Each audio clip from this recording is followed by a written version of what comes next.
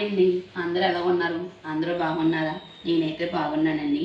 ఇవాళ అయితే రామదేవుని కథ గురించి అయితే లాంగ్ వీడియో అయితే చేస్తున్నానండి. ఇప్పుడండి రామదేవుని పూజ ఎలా చేసుకోవాలన్నది పూజా విధానం అయితే చెప్దామనండి. ఇప్పుడు దీనికైతే అండి మనం మాఘమాసంలో వచ్చే రథసప్తమి అయ్యాక మొదటి లక్షవారం నుంచి మనం అయితే మొదలు పెట్టుకోవాలండి దీన్నండి, ఈ వ్రతాన్ని.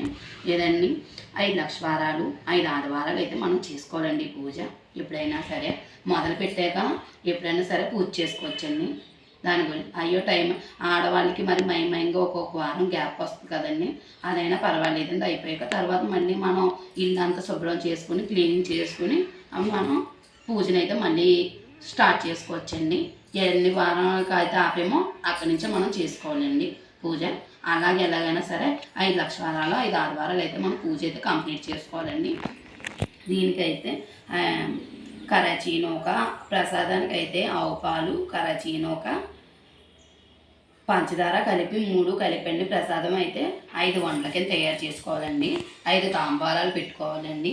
ముందు మనం విఘ్నేశ్వర పూజతోనే స్టార్ట్ చేయాలండి. ప్రతి వారం పీటను అయితే రెడీ చేసుకోవాలండి. ఇలా పీటకం అయితే ఏర్పాటు చేసుకోవాలండి ప్రతి వారం కూడా కంపల్సరీగా. పక్కన విఘ్నేశ్వరుని కూడా ప్రతి వారం లక్షవారం ఆదివారం కూడా విఘ్నేశ్వరుని అయితే మనం తయారు చేసుకుని పెట్టుకోవాలండి.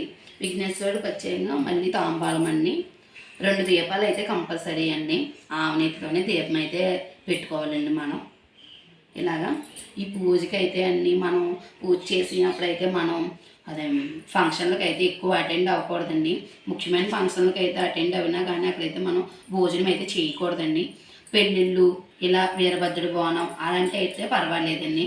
దీనికి ముఖ్యంగా పూజ చేసిన రోజు నాడండి ఉల్లిపాయ వెల్లుల్లిపాయ అయితే అసలు తినకూడదండి మనం కంపల్సరీగాని. పెరిగే ఉల్లిపాయ వెల్లుల్లిపాయ తినకుండానే భోజనం అయితే చెయ్యాలండి మనం. చాలా నియమనిష్టలతో ఉండాలండి. నీసు అయితే తినకూడదు. ఇవన్నీ చూసుకొని మనమైతే పూజ అయితే చేసుకోవచ్చండి.